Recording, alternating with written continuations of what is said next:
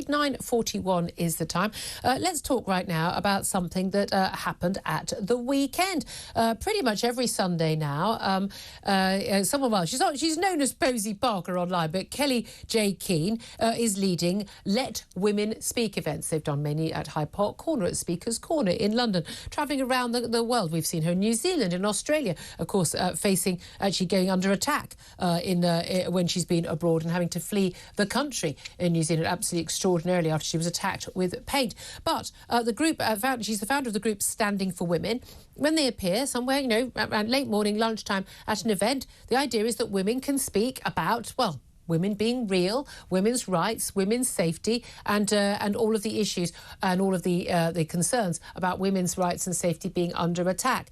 And again and again and again, male, largely, trans rights activists turn up at these events, not just to have their say and have a conversation and debate, but to intimidate and to bully. And therefore they need police to protect them. And once again, the police failed them in Birmingham this Sunday. Well, let's talk about this with Kellie-Jay Keen, founder of Standing for Women. Good morning to you. Hello, good morning. Good morning to you again. I wish I didn't have to keep talking to you about this. I wish we could talk about some successes and some good things. But in fact, again, you are highlighting the issue that, you know what, the authorities just don't feel like they're on our side.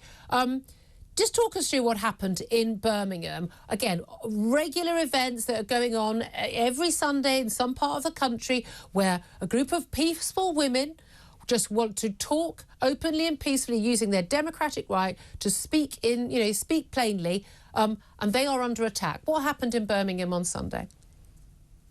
Well, what usually happens is we have a big line of police dividing. They might call protesters and counter-protesters, but really it's women gathering to speak and some people who don't want us to speak. But 3 police and a bike turned up.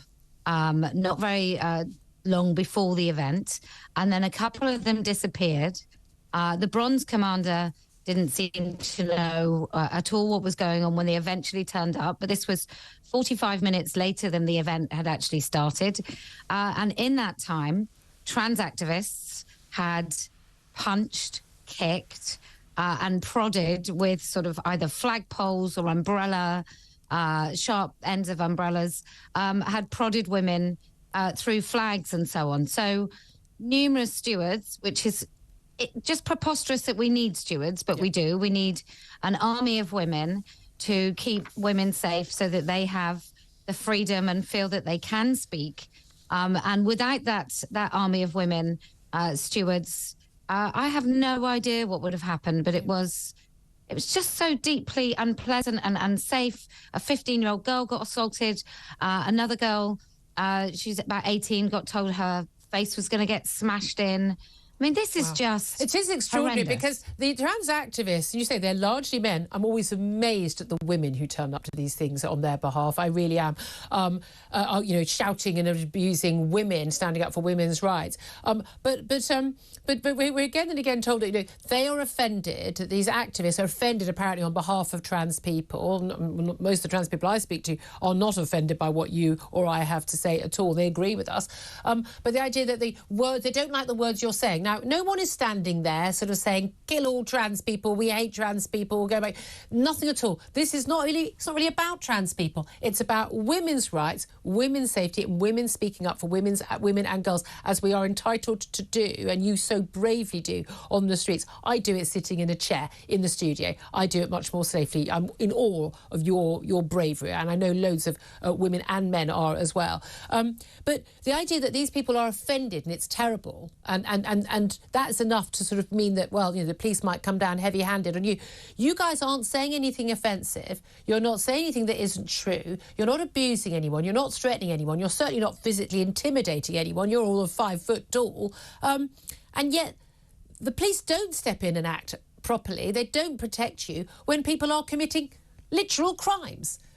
Hitting someone with an umbrella, threatening to punch someone in the face. And I know a number of women were tweeting about how there was a trans activist man who openly had an erect penis when he was talking to the women and deliberately brushing against women, deliberately. That's sexual assault last time I looked at it. Police not acting, not doing anything. Women repeatedly went up to the few police officers there. Maybe they should have talked to the bike. Maybe the police bike might have been more useful to say, this man has sexually assaulted us. Nothing was done. No. And they were warned, like we liaised with the police weeks in advance. They had video evidence of what happens at these events. There was absolutely no excuse.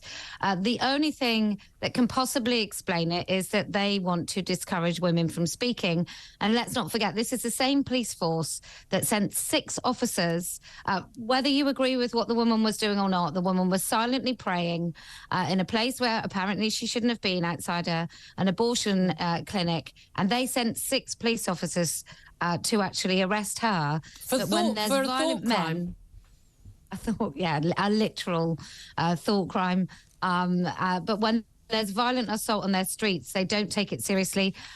Look, they're Stonewall champions. Make of that what you will, but I think that definitely shaped their conduct on Sunday. Well, that's the thing. I mean, we're very happy for the police to take, trans rights seriously, gay rights seriously, absolutely. But they also need to take women's rights seriously. As you say, it's all very flying a rainbow flag, but what about, the flag for 51% of the population, who, by the way, you're not trying to trample on anyone's rights whatsoever, you're just holding on to the rights that we already have in this country, that we fought for, and our mothers and grandmothers fought for. Are you going to be silenced? Are you going to stop holding these events?